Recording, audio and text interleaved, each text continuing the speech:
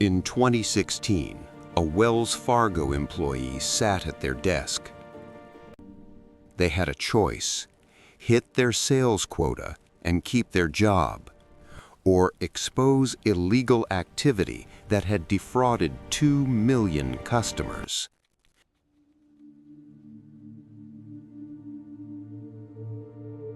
They chose silence for 3 years. What changed their mind? That's what we're decoding today. Human Behavior Decoded, Episode 1. Where neuroscientists are baffled, and where you, sitting here right now, are far more conflicted than you'd ever admit. In the next minutes, you're going to understand something most people spend their entire lives avoiding. Why intelligent, moral people make terrible choices. Why your brain lies to you about your own motives. And most importantly, how to navigate the moments when the answer isn't clear and the stakes are high. You think you know right from wrong, but you don't. None of us do. And that's not a pessimistic observation, it's actually liberation.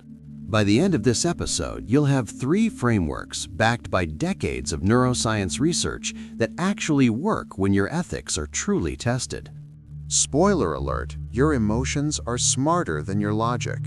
Your brain is deceiving you, and the person you think you are, they're not who you'll be when it matters most. Here's the uncomfortable truth. You don't make moral decisions. Your brain does. And it's using a chess game you're not invited to. Neuroscientist Joshua Green at Harvard made a discovery that changed moral psychology forever. When you face a moral dilemma that feels personal, like pushing a stranger off a bridge to save 5 people, your brain lights up like a fireworks display.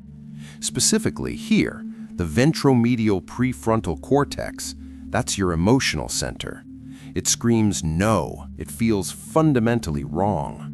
But when the same dilemma feels impersonal, like diverting a runaway trolley to save 5 people at the cost of 1, a completely different part of your brain activates.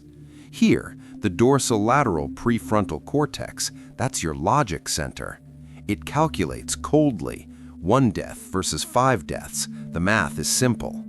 Same moral problem, same outcome, completely different answers.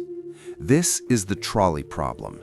It was first posed by philosopher Philippa Foot in 1967. It became an obsession in moral psychology because it revealed something terrifying. Your morality isn't a compass, it's a switchboard that responds to how a problem is framed. In a village in Maharashtra, India, a real trolley problem played out in a hospital after an earthquake. A teacher named Ravi and his nurse wife Maya faced an impossible choice. The earthquake had destroyed their hospital. Medical supplies were critically limited. They had resources to save 1 life, either Maya's critically injured mother or a young boy from Ravi's school. Her past, his future. Her family, his responsibility. Maya saved the boy. Not because the math was better, but because saving her own mother would feel like choosing self-interest over justice. The decision hurt her more because it was personal. And here's what neuroscience tells us. In that moment, Maya's brain wasn't running utilitarian calculations. It was running a fairness algorithm, a loyalty algorithm, an identity algorithm, all at once. Recent research from 2024 revealed something called subjective value difference. It wasn't because they were evil people. It's because the moment a moral issue becomes about your well-being, your emotional brain hijacks the decision before your logical brain even finishes the sentence. It's the gap between how much you care about option A versus option B. The bigger that gap, the more confident you feel in your decision. But here's the twist. Confidence isn't accuracy. It's conviction based on how much you care about the outcome. When the stakes are personal, when your job is on the line, when your loved one is in danger, your brain doesn't reason anymore, it rationalizes. Here's what revolutionary neuroscience in 2025 discovered. Your sense of right and wrong isn't fixed, it's being constantly updated. When people face feedback about their moral decisions, when they're told, your choice caused harm, or your choice prevented suffering, their moral rules shift. Their concept of right and wrong literally reconstructs itself, trial by trial. This sounds hopeful, right? Educate people and their morality improves. You'd be wrong. There's a second layer here, a darker mechanism. Recent research on moral conformity reveals something that should concern you. They gravitate toward agreement with the group. In one study, psychologists found that participants conformed to group opinions on moral dilemmas in half of all cases, even when the group was obviously wrong. Not because they were convinced by superior reasoning, but because being different from the group feels morally wrong at the emotional level. Your ventromedial prefrontal cortex, the emotional moral center, starts to treat group agreement as truth. It's a hijacking, not a persuasion. This explains the Stanford prison experiment, the Holocaust, every corporate scandal where good people participated in systemic harm. The group becomes the moral authority. Your emotions aren't protecting your values, they're protecting your belonging. And that's a survival mechanism. For most of human history, being kicked out of the group meant death. Your brain still runs that ancient code. Meet Edward Snowden. In 2013, he worked as a contractor for the NSA. He discovered something that changed everything.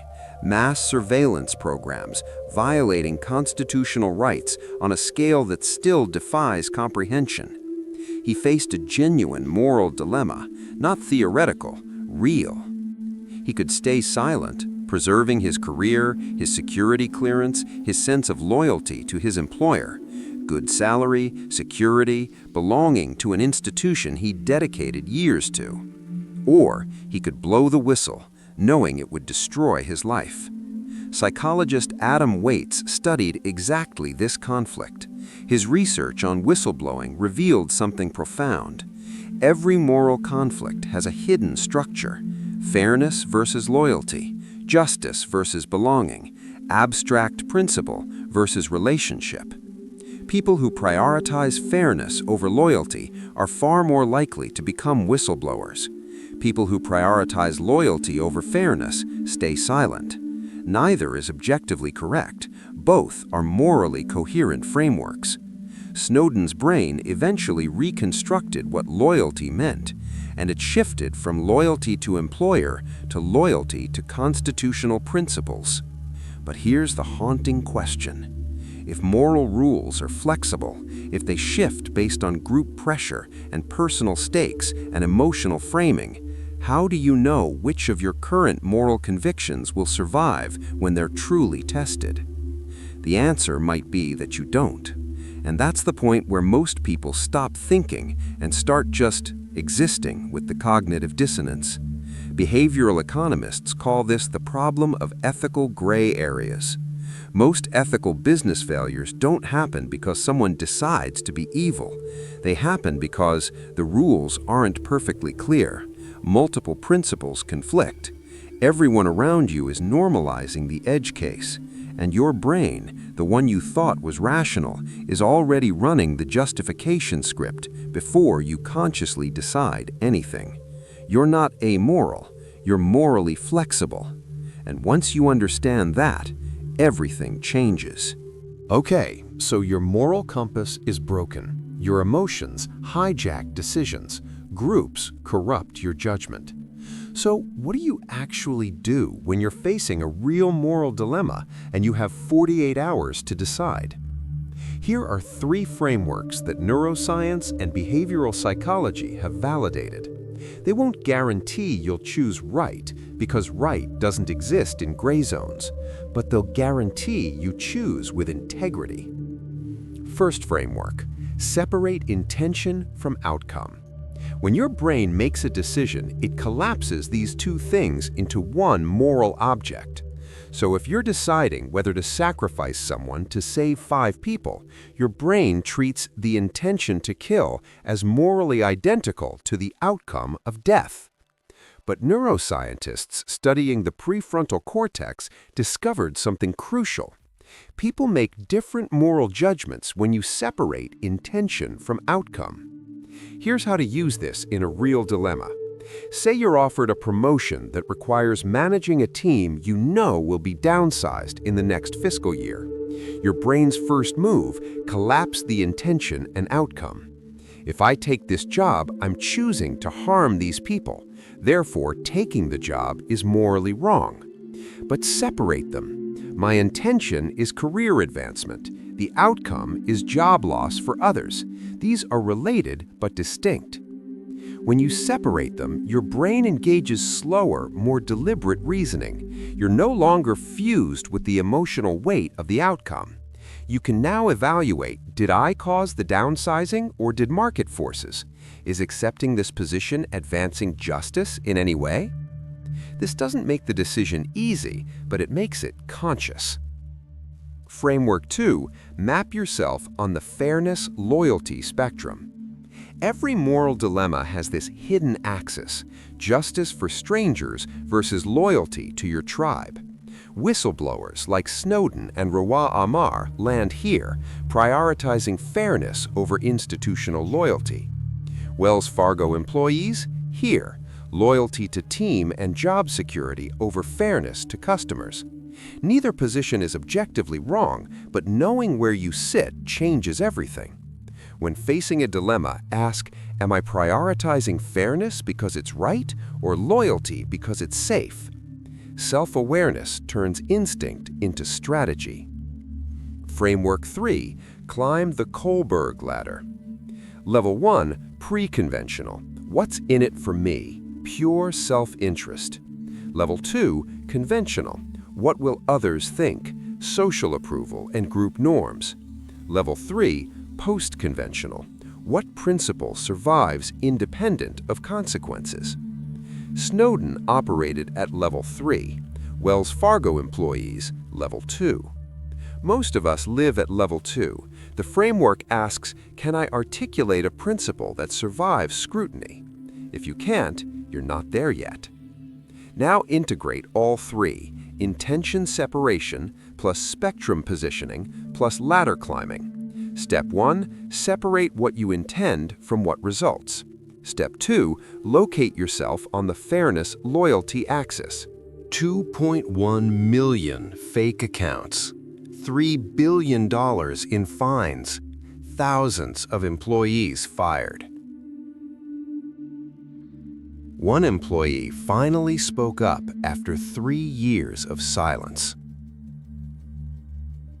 What changed? She climbed the ladder. She articulated a principle that survived scrutiny. Customer trust is non-negotiable. In 2024, Rawah Ammar at Drax Energy Company faced the same choice. She disclosed environmental violations, got fired, then vindicated. You now have 3 frameworks that work when ethics get tested. Intention-outcome separation. Fairness-loyalty positioning. Kohlberg ladder climbing. They're not theoretical, they're battle-tested. Here's what I want from you right now. Next time you face a moral gray zone, don't trust your instincts. Run the frameworks. Make it conscious. Choose with integrity.